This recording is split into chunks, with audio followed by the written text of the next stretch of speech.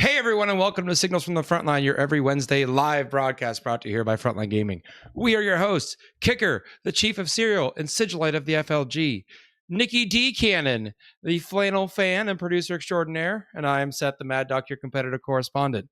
How has everyone been doing? The boys are back. The boys are back. First of all, everyone, sorry we were not here last week. We had a few technical difficulties involving diarrhea. We'll move on from that. Hold on. It was not me. Sorry, I apologize. Yes, guys, if you are listening to our podcast, you should consider watching us basically every Wednesday night live at 9 p.m. Eastern Standard Time, except last Wednesday. It was a fluke. Sorry, but we're back. Make sure you tune in live, though, because you get the cool video, chat, which we all love chat. There's plenty of people in chat. Hi, chat.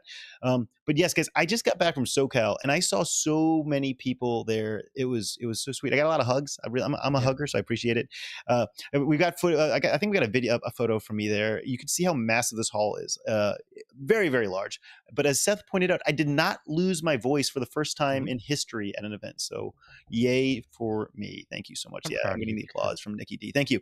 But yeah, it was so cool seeing everyone. There's a lot of, listeners to the show there. And of course, there's, SoCal is kind of the roots of Frontline Gaming. That was where Frontline Gaming started. So there's a lot of long-term Frontline Gaming event attendees there. Hobby-wise, guys, I started working on a night. Yeah, a night. Yeah. Big boy night. But Seth, I think you were pretty busy this weekend as well, right? Yeah. So I wasn't on last week, but as folks know, I was getting a Votan army ready for a GT. So I popped up a few of the models here that I had finished. These are my Thunderkin. Nice. I did them all with the Ironkin heads because I have them attached to a Iron Masters unit, which is also all the little 4 other dudes that come with them are Ironkin. So it's basically like one character with a little army of robots walking around, which is kind of cool. So I like that. So did that, and then I did take it to the GT, our local group had in Atlanta. This was a funny moment. I'm not going to say that you should put a certain logo on this image, but I did charge in a unit of berserkers into a dreadnought. And proceed to bounce off it, and then was staring down 4 large, angry Redemptor chassis. Wow. And so those berserkers did live long, but that was a fun one. But it was a good game. So ended up going 4-2. So I was real happy with that. What was the event? Just for I know you said a local event. What was the name of the event? Warzone 3 Taverns. Sweet. I was a whisker away from being 5-1. I had a 1-point loss in round 6. So that was a fun time. So great time. Always a great crew out there. Always excited to see all those guys. But Nicky Dee, you've been away for a while. What's been going on, bud? Where have you been, man? Yeah. So I'm just gonna keep it with the words of Bending Rodriguez. I'm back, baby. And I was off traveling the world. So my wife and I were on our honeymoon for 2 weeks, and it happened that just the way that the flight schedule worked out, we were leaving on a Wednesday night, so it meant I missed a show. And then when we get back, it was a Wednesday night. And I think Seth, you had mentioned it on the show where I was texting like literally as you guys were starting the show that I had landed back in the U.S. So yeah, we're back. I am back. I missed Warhammer chat. I missed you, Seth, Kicker. I missed you guys, but now we're back. Good. Yeah. I've got like the whole holy trinity there. Yeah, but no, I'm back. I'm very excited. A lot happened while I was away. Space Marines Codex came out. Seth, we had the Codex Clip Notes video that came out. Yep. I've been playing with a lot of list ideas, and then just as I'm getting back into or ready to start gaming, we know sometime soon Necrons are going to come out. So with their Codex, so is AdMech. I saw the new Imhotech Stormlord model, which I will definitely be getting. So yeah, I'm really excited. Vacation was nice, but now it's nice to be back in the producer's chair, and it's nice to be talking 40K because I didnn't talk a lot of Warhammer on my honeymoon. So you didn't bore I would assume not. Yeah, that would be awkward. It did come up. It did come up with some locals and that sort of thing as we were traveling, but I see you on the flight, flight for your honeymoon with your wife there, just talking about list ideas and stuff, and she just losing her mind. It is kind of cool how many Warhammer stores there are. Like every European city seems to have like at least one Warhammer store, and I can't help but like just enter and poke in every time I see one. I'm like, oh no, what's happening here? Of course, because can I go in there? Can I go in there? Well, I can imagine his wife being like, no. I was like, no.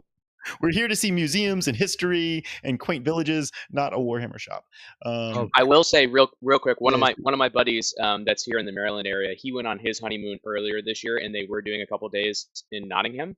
yeah. Mhm. His wife did build in a day. His wife put it No. on the schedule for them to go to Pretty um solid for wifing right there. yeah, for them to go and because for her it was like, well, they're supposed to have all these displays and you see all the armies. She's like, that is effectively like seeing a museum Yeah. or like seeing modern art. But it was he made sure my buddy Chad made sure to point out it was his wife's decision, not Yeah. his, to put that on the agenda. So I think we can Warhammer do it. I World know of at is least one. Warhammer World is definitely a thing that I think most serious 40K fans want to see at least at Yeah. once. I mean, that's a goal. We should probably just sort of plan some sort of group travel thing for a bunch of Americans to all travel together just to Warhammer World. Get some sort of discounted bus tour tickets or something. I don't know. Let's hop into the news, guys. We have some news regarding Games Workshop, and actually, there's a lot from them happening this week. First of all, let's start off with the GW Meta Watch from earlier I guess it was late last week, Seth, right? It was early this week. Why don't you tell people what is happening from GW's perspective in terms of the meta? So overall, the GW Meta's watch had a lot of good information. They provided us this graphic here. It was on their community page as well. There's only at this point, and there's 3 armies outside the Goldilocks zone of 45 to 55% wins, and that's Eldari and Orcs, which are too strong, and then Drukhari, which are too weak. So it's interesting that we've seen a shift in the win percentages, and just from a army performance standpoint in terms of like who's winning events at this point, it's kind of all over the place, which is a good thing to see. So overall they're happy with how things are kind of settling in. We haven't seen huge jumps in win rate for Tyranids yet with their new codex. Space Marines is still maybe a little too early to make that call if they're going to get a big bump up or down from their win rates with that. But importantly, we haven't seen massive codex creep with the release of those 2 codexes. So that's interesting. So I'm excited. They definitely did kind of get us back to a healthier meta. I've talked to a lot of folks now, and they're very happy with the state of the game. Some folks talking about it being, kind of the best it's been in a while. So it definitely was kind of off kilter there in the beginning of 10th, but GW has quickly kind of corrected course, and overall, Stu and the team over there are very happy with the way things are going. All right, folks, we're going to do 2 quick hot takes. First, Seth, hot take. Were the Knights slapped too hard? Look where they are. Look where they dropped down to. Do you think they were hit too hard by this update? Knights are always a weird one because they're very much, and for lack of a term, they're a stat check army. You're saying, hey, I'm bringing a bunch of big, dangerous vehicles, and if you don't have the tools to deal with a bunch of big, dangerous vehicles, you're just going to lose. And they do have a lot of OC with their little knights. They're like OC 8 for each of the little knights. So I definitely see them as like if they are a stronger army, it quickly can become dominant and probably have an over rep on the win rate there. So I think they took a big hit in the terms of how towering works and indirect fire and Overwatch. You probably could revert some of their points changes they had earlier, and push them back up, and that probably wouldn't make them too strong. So I think they took a lick, but maybe they can ease back on them. All right, Nicky Dee, same question, but Custodians. Look where they're at now. They fell down. Yeah, there's been some decent placings for Custodies for some events. They definitely were hit a bit harder. Also, both of those, I'll note, Kicker, both of those hit pretty hard, or relatively hard, with changes for Imperial Agents. So that also, right, both of those are armies that want to use Imperial Agents for cheap scoring. So, but I don't think that's necessarily a bad thing. So, Custodies, they were a big bad before. They can be okay, coming back, I think, a little bit, but just like Imperial Knights, like Seth said, they're somewhat of a stat check army, so it's always tough to overbalance it. And I know some people have said if something can't be balanced, it should be bad. And I kind of agree with that line of thinking myself.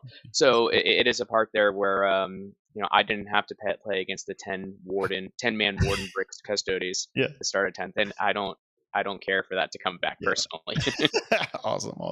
All right, guys, let's talk about some of the products themselves getting released. It's official. The holiday boxes have been announced. These are the, much awaited, much loved, giant discounted, I guess, collection boxes with basically start a whole army. They're always a big deal. Everyone's always excited for these. We've got them for Age of Sigmar. We've got them for 40K. Seth, have you ever bought one of these boxes before in previous years?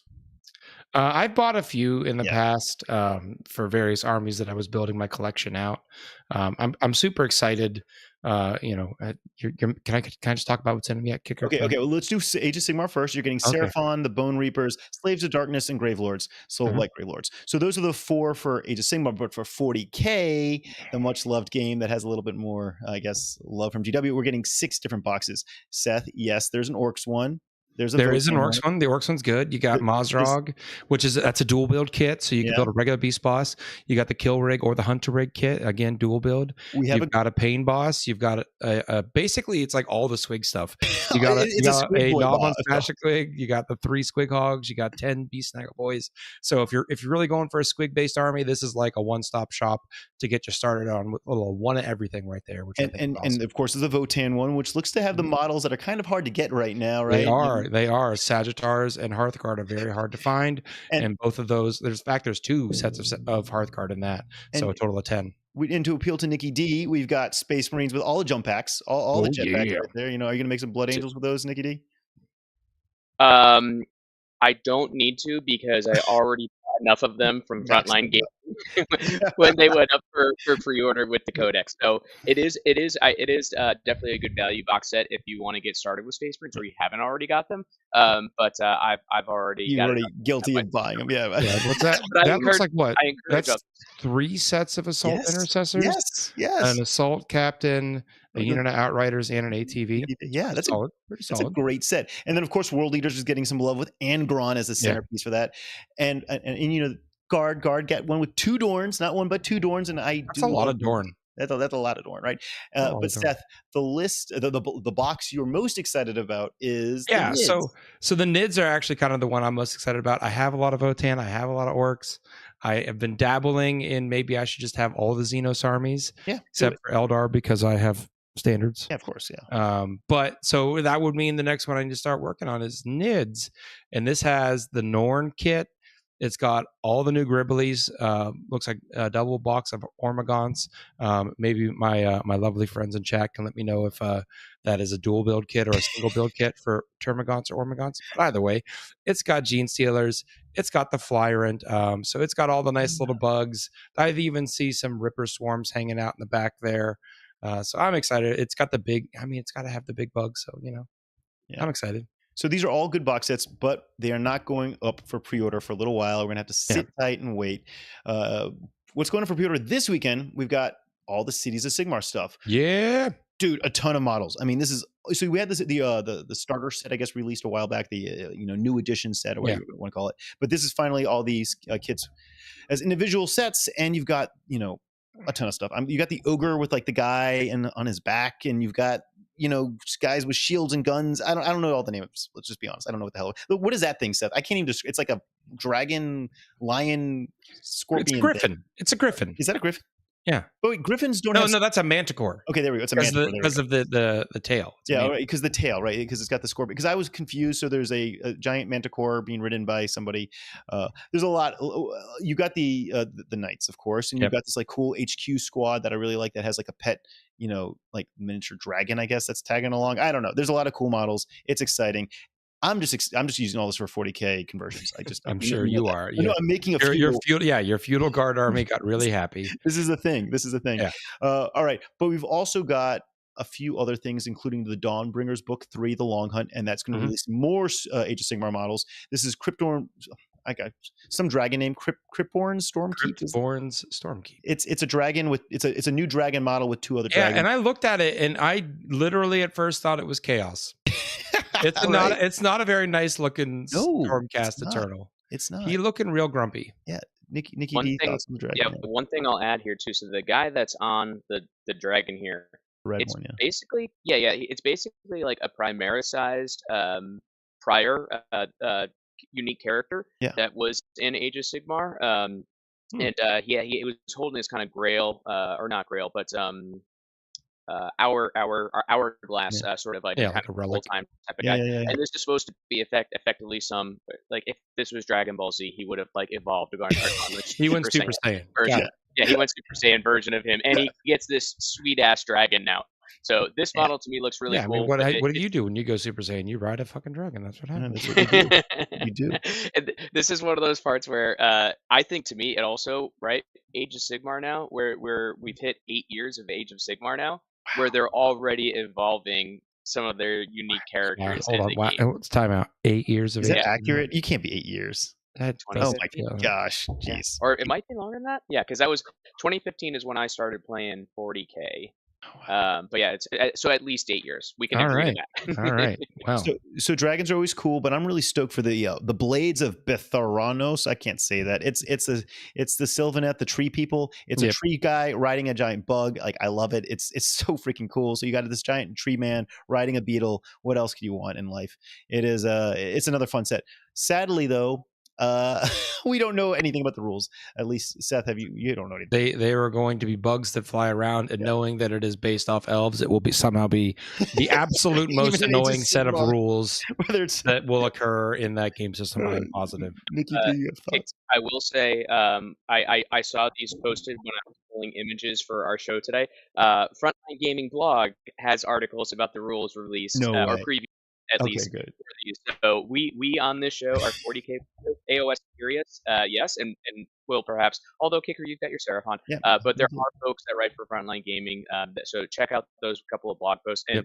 the other thing I will say, as it relates, I did mention my wife and I did talk a little bit of Warhammer.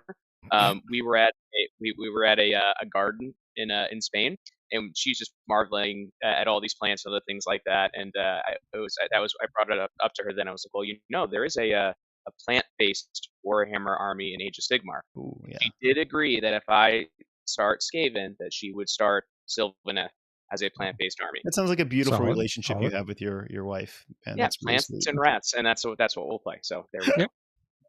All right, and last but not least is the Horus Heresy Fulgrim Transfigured. This is that snake Primarch dude. It is going to be a Forge World resin model. So I know. So we don't need to go deeper into that. That is just Yeah. figure out a transport solution, guys, because that baby is. I would not want to invest any significant amount of time painting that because I'd be so worried This about is moving it. a display model. This is when Yeah, like I would paint this and it'd be like, you're going to live in a glass case in my home. no touching. You know, And never move. Yeah. So let's hop into some Frontline Gaming news really fast. Ooh, LVO, yeah. guys, we're done with SoCal. SoCal's done and over. Now we're looking forward to the next event, which It's is the nothing but LVO from here on Nothing out, but folks. LVO. Nothing but. And please help me. There's a lot of work to do, so feel free to help me.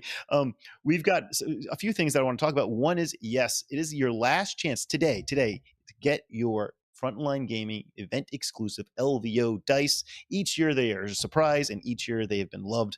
I can't tell you what the design is, but we've confirmed it, and they are in production, and they are gorgeous. And yeah, that's all you can put me down for a set, Kicker.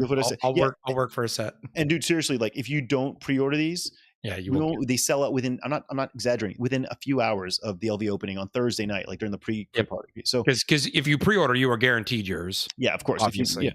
But then there's usually a little bit extra, but it is never a lot. You cannot just like I'll roll up and grab some dice. That's not gonna happen. Yeah. You got to be one of the first people in there to get the dice. They are pretty sweet. Also, they do come in the high roller package. So if you got a high roller package, I guess you're okay. You guess the high rollers are going to be okay. Yeah, they got a lot of other cool stuff too, though. Duncan is coming back. Duncan Rhodes, the man, the myth, the legend. He is coming back, which I didn't know he was coming back. He kind of just told me, yeah, by the way, I'm coming back to LVO. I had such a good time. So that's awesome. But we're changing what he's doing this year. So now they've got a new plan that's going to allow for more people to get lessons from him, and it's going to be free. Cool. Get free lessons from Duncan. It's gonna be firsthand. He's gonna have like the opportunity to hang out with you. So you may be playing 40K, but maybe you have a friend that's not playing the 40K champs and wants to roam the hall a little bit. Duncan will be there teaching lessons for free. Also, he's going to be once again our celebrity paint judge for 40K Age of Sigmar, and one other game of his choosing. So if you make the top cut for 40K in terms of your painting, you get to be judged by Duncan. Hey, Kicker, real quick question as it goes to Duncan. Are these two thin lessons or like one thick lesson? Any descriptor that we have so far? always too thin with this guy, so it'll be too. Yeah. Well done.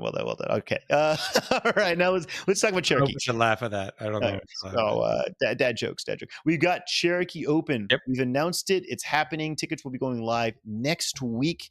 We've got, of course, 40K and Age of Sigmar. Now, new for this year, Cherokee's Age of Sigmar tournament, which was massive in this year, 2023, will be a 3-day event. It's gotten so big that the Age of Sigmar people are basically demanding that they have the opportunity to have one undefeated winner at the end of the tournament. So it's gotten to the point where we have to have 3 days to play.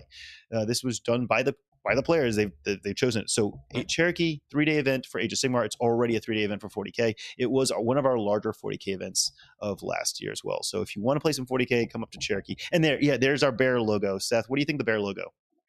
I like it. He looks like he's like, leaning across the table from you. And I know we're going for more of a gaming vibe, but if you had a little like poker hand there. Well, so I don't know if you guys have caught it, but the new logos we did for LVO now, Cherokee, and you'll see them roll out. They're supposed to look like your opponent at the table. That's kind of so across the table is exactly the game point, what we were looking for. He does have a little cyborg eye. We couldn't give him cards though or anything because we gave the robot cards, so we had to all right, you can't give everything. Give him some chips. Have him slot in some chips. He's all in. Are you going to call the Bears bluff? All right, no. Exactly. No, you're not. You're not calling the Bears bluff.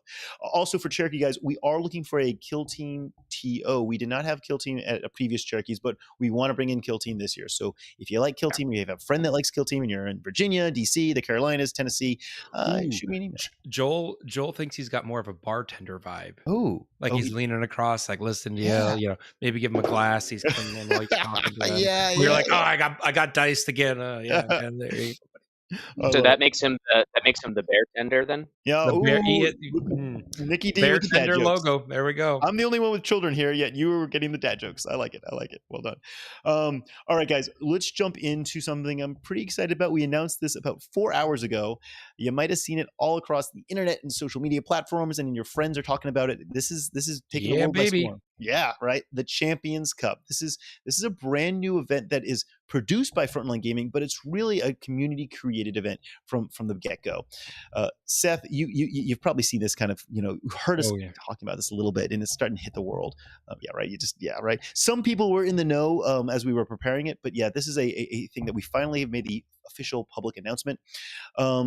So let's just start off real fast. This has got Stephen Corrales from Team XBZ organizing the clubs, and he's and helping them join. Sean Naden on the other side of the country, he's handling the format of this because yes, guys. And Kicker, let's just take a minute to explain. Does Sean Naden know the team's format very well? Well, we should explain the Champions Cup is going to be an 8-person team event, and I don't think there's a single person more qualified than Sean Naden. And definitely at least in the United States. You might be able to argue there's some guys in Europe more qualified than him, but from the United States standpoint, this is the most qualified man.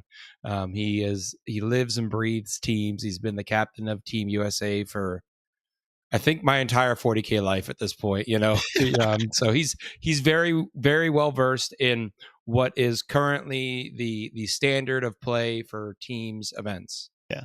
So you have Naden handling the format. You have Corrales handling the community because Corrales, Team XBZ is a relatively newer team. It's only a couple of years old. Very quickly, yeah. They're like 100 members, man. Yeah. And Corrales is so embedded in the community. No one is going to do a better job than him. And then you've got he's also on Team USA. He's also on Team USA, right? And then so he also is a fan of the 8-man event. So he has also been involved in the scene. Yep.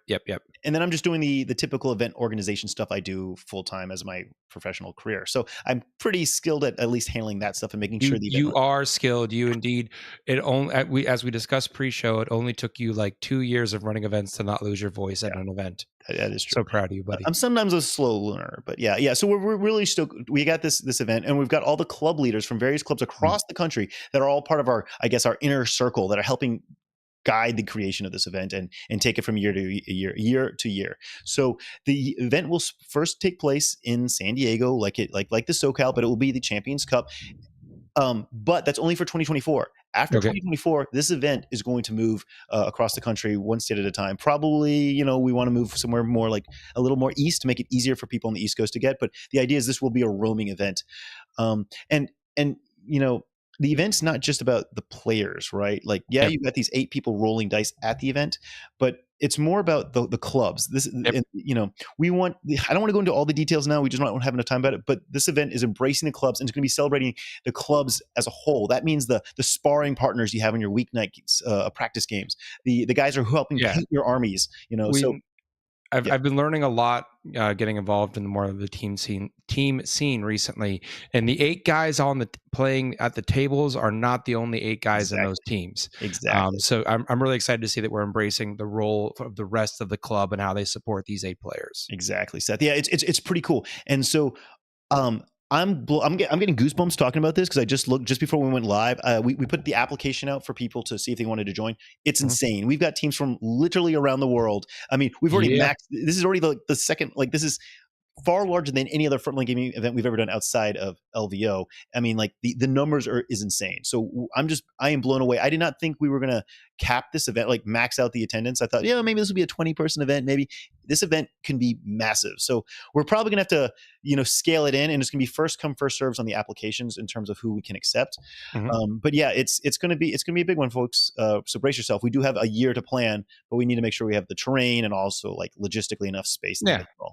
Well, and I think this is the first time we've done an 8-man team event, and and a lot of this is the first time we're working with some of these other parties and organizing events. So, we want to make sure everyone gels and works together, and we all get the right roles, and everything comes together, and it's the event that everyone wants it to be. No, you're absolutely right, Seth. This is really a true partnership. This is a community created thing, and I'm just like, I'm so honored to be part of it, and I'm excited for all the different clubs that are joining to make this first year, epic.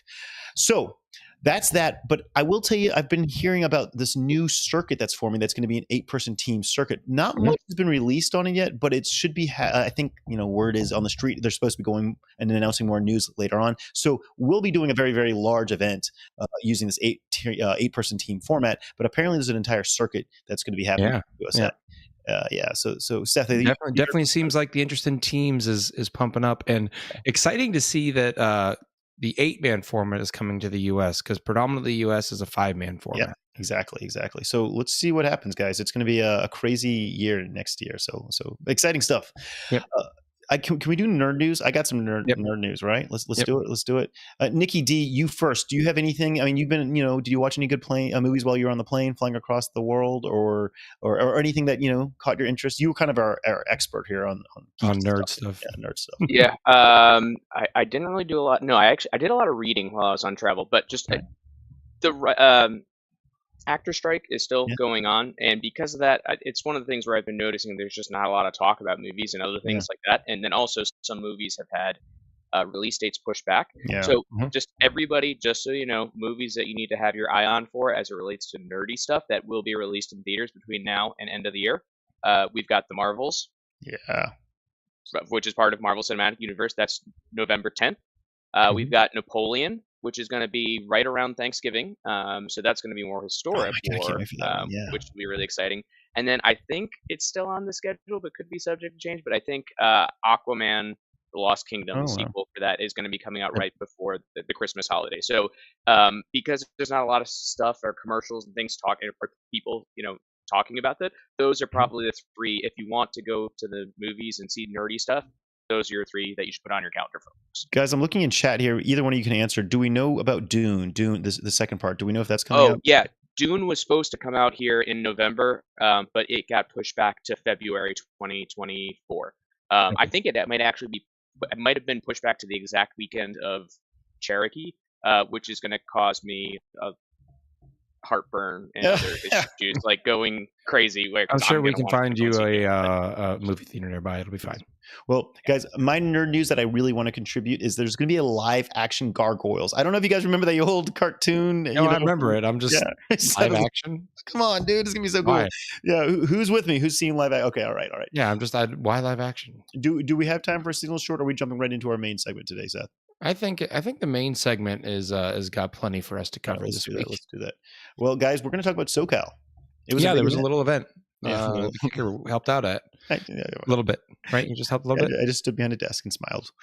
Seth, do you want to maybe? I mean, I'll give a quick overview. The event was, pretty good turnout. We were pretty excited. I think we had about 200 players once the dice started. Yeah, I think when I checked in online, that's what it was looking like. Yeah, and this is another one of the long-standing Frontline Gaming events. It's one of the original ones, and it's got a very beloved fan base that goes every single year.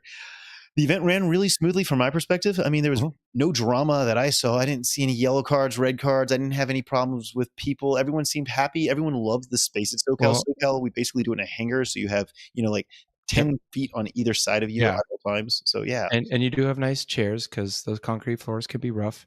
Yes. Now, Kicker, I've collected a curation of images that you provided for us, and I've weaved a little narrative here. Yeah. Do your narrative.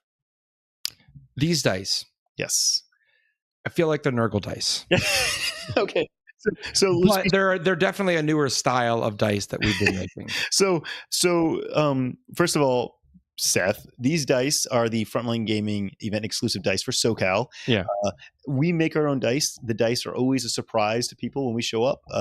These dice did sell extremely well even after people saw them, but I will agree they were a little that kind of green swirl in there, a little ugly kind. I mean, some people. No, I don't think it's ugly. I was just like, as soon as I saw them, I'm like, man, you put a Nurgle logo instead of SoCal. Yeah, I could see all the Death Guard players grabbing them. For those not watching the show, the photo of the dice are these basically transparent dice with a swirl of green in them and then a little bit of sparkle. Yeah. I don't know. Yeah, I like what it reminds me of. It reminds me of It's Halloween season. All things kind of scary. One of my favorite movies to watch this time of year and any time of year, if we're being honest. Ghostbusters. Does that not make you think of ectoplasm, guys? It does. Come on. It does. Oh my gosh, yeah. Okay. Ectoplasm. Nurgle Matt said that they are slick. All right, Nurgle Matt. Man, I missed that guy. I hope to see him at LVO again. Yeah. Well, those were a special style we wanted to try. Never tried them before. I think we could probably make them even cooler. But I'm pointing out that it is a cool new style. It is a cool new style. No. It was really challenging to make those. But yeah, so are you mixing it yourself? Yeah, that's what I'm doing right. Yeah, right after this, I'm going and mixing pots of dice. If you're looking for names for the combo, Joel says that one should be called Glitter Snot. Oh, Joel, you got to get a position on our name, on our I guess copyright. Now, Kicker, I'm going to derail you again. Glitter Snot. You set up for the event, but it wasn't just the event. You guys did bring some stuff along, right? Are we talking about like the Choppa? Nicky Dee. No, there we go. Oh, secondhand shop. Oh, geez, yes, the secondhand shop. Yeah, I was. So it's always a surprise. Frontline Gaming kind of is broken into different divisions. I have no idea what kind of merchandise we're going to have when I show up at the event. Right, that's done by the warehouse. They put stuff in the bins. We just open up the truck and bring it there. They definitely supplied the SoCal crowd with some really good deals from our secondhand shop. The store had nonstop people shopping. I think. Oh yeah, and that's what I was poking you for, because you were the one working, over there. Like, it always ends up being a feeding frenzy, like on that Friday or Saturday, like whenever the doors open, depending on if it's a 2-day or a 3-day event. And there's always deals to be had. And I remember we have found some weird stuff in those bins, like 3rd edition, like new in box vehicles. Like, true story. I think one year we found new in box Epic. Yeah. I'm not exaggerating. At SoCal, so literally 3 days ago. Yeah. New in blister or whatever, 2nd edition Space Marines. Like, what the hell? Yeah, and you can find stuff all the way back to there. You can find, I think at Lone Star, I found I needed a reanimator for my Necrons, and I found just a reanimator in a bag. That was all I needed. I was like, cool, grab that boy. Yeah. So you can find new stuff. You can find some of the old stuff. It's all kinds of weird stuff. I'm guilty. I remember one year of some Deathcore Krieg. There was some Planetary Empire tiles that I remember one year. Our fine Judge Adam Solis was like, I really need those. And you know what we also have is we have those like weird special edition or limited edition like models, like the Assassin that came out with Warhammer Plus for a little, like the first, so anyway, always cool random stuff. I've been told that they're saving the really, really good stuff for LVO. So I don't know what that means, but assume that at LVO, there will be a massive secondhand shop that you get to go digging through. One of the reasons. Can I have some time off at LVO? I mean, if you help set up, you get first dibs, right? Right. So if anyone helps set up, they get first dibs at the secondhand shop. Cool. All right. So now I'm going to lead you again into another narrative. So this was the first event that we wheeled out our new fully painted, pre-painted, effectively I don't know what our It's a official Crast Outpost. Yeah, but it is a very similar set to the GW Yes, Open sets, and exactly so the these were brought out to play. We had 30 tables of it there. We had 30. So our buddy Mike Gandolfo, my Frontline Gaming brother, he spent a very long time making sure that we had 30 sets ready for SoCal. So how did players feel about this terrain kicker? So remember, SoCal is always kind of the testing ground for LVO. So that's why we brought this set out in 30 sets so that we had enough people playing on it to give us their feedback. Overwhelmingly positive. I did just send a survey out to everyone that attended SoCal, sent out yesterday. So if you attended SoCal and you played 40K, you got a survey from me. Tell me what you think of that terrain. But at least from word of mouth, from talking to people, it was overwhelmingly positive. People love the clear, transparent plexiglass bases that GW uses that helps define the area of the terrain. Yeah. It was denser than most terrain sets from Frontline Gaming. Now, that's not neither a good thing or a bad thing. It depends, I guess, if you're playing a melee. Variety. Variety. So overall, though, it was really, really well appreciated. And I can tell you, we were doing a special sale only for SoCal attendees there on that particular terrain set, and people bought a ton of those sets. I know a lot of people, including me, that need a set of that. So and definitely. Aesthetically too, dude, it's a pretty set. Like, it's a nice, clean cut, pretty set. So if Seth, if you need one, I know someone who can hook you up after the show. Okay. All right, you call you have your people call my people. Whatever. All right, so let's get into the results. You got some 40K winner results here. Take us through the painting. I see some familiar names here. Yeah, well, first place was Jeff Hill with his Adeptus Custodes, who walloped me at LSO with a beautiful army. I think it was Custodes too. Doesn't it suck to lose to a beautiful painted army? Like, if I lose to an army that's like uglier than mine, I'm like, at least my army looks pretty, right? Like, that's always my my backups, But whatever. Oh, second place, Carrick Davis running Chaos for best painted. So kudos to him. Yeah, but now Chaos is always an army that you can like go wild with your palette. Yeah. Well, guess what? Third place, Chaos Space Marines, and by none other than my friend Marcus Tanner. He's normally playing guard. He is my guard guru, always educating me on the guard list. He's running fallen. Huh? Say what? Marcus has fallen. Marcus has fallen. Marcus has fallen, and he's running his Chaos Space Marines. His army was gorgeous. That's my next challenge. You make a Chaos Guard army. I played against one this weekend. It's pretty fun. Really? Yeah, that's actually that's a good. I like that. But yeah, beautiful armies. I got to tell you guys, the SoCal, let's just call it hobby talent, is strong. Like, the hobby game, the hobby is strong with this one. Yeah, no, like, legit, dude. I mean, there's always beautiful armies, but I'd say there were more beautiful armies at SoCal than I've seen at other events. So it was. I mean, he's not calling you out, East Coast, but he's calling you out, East Coast. Step it up, East Coast. All right, Seth, you want to talk about the Paragon of the Hobby? Yeah, so this is our effectively our overall. It is a combination of both painting skills and player skill on the table. So first place went to Mike McTire playing Blood Angels. Really cool to see Blood Angels placing that high. I know Nicky Dee's excited about that. I'm personally excited for one of my friends, second place, Tyler Russo running Orcs. Always exciting to see him get the recognition he deserves. He's a diehard Orc player. Through thick and thin, I might be a little more through thin, maybe. Third place, Jordan Gledhill, running Chaos Demons. Again, Chaos Demons, another army that's fantastic for the paint palette. So excited to see him show up there and have a good showing. Kicker, though. Yeah, I want to talk about Mike. He came in first place for Paragon of the Hobby, right? Yeah. That's a huge accomplishment. Mike was at SoCal last year. And, he had some advice and recommendations for us. And he came back this year. And do you know what he loved the most about SoCal was that we did a dedicated hobby showcase. You guys were at Texas. We started doing a dedicated hobby showcase there. It's literally, I think we did it at ACO too. We did do it at ACO too. It's become a staple of our events. And so we're doing that at, throughout 2024, and we're actually adding to it for 2024, but that's another episode. The idea though is that the top cut, the 10, 15, there's not a set number, get to have all their stuff on display after the last round on the first day. And then the judges go in and do an in-depth analysis of these. We also take photos and get to meet the painters. And long story short, Mike really wanted something like that, and we did it, and he was so stoked. And I don't know, it was nice to see the guy. And I know talking to a lot of the other painters too, what they enjoy about that is it's also a chance for them afterwards to talk with the judges and get specific feedback. Yeah, totally. Yeah, no, you're 100% right, Seth. So the hobby showcase will be a staple of all Frontline Gaming events throughout 2024. And at LVO, you'll see Duncan because he'll be judging that. Yeah. All right, we got to talk about the best general because I think that's pretty important, Seth. Yep. But before we talk about the best general, a huge shout out to the Hobby Goblins and bringing Jacob there, their commander in chief, brought probably the most gorgeous trophy we've ever had for one of our events. This was this beautiful custom orc choppa, Seth. I saw the work in progress. Blown away. Yes. Yeah, I mean, everyone wanted that. I mean, you even had Age of Sigmar players like, I want that now, like badly. So yeah, it was. Get over here and play 40K, boys. Check out the Hobby Goblins. They do all sorts of cool custom. They do a lot of good work.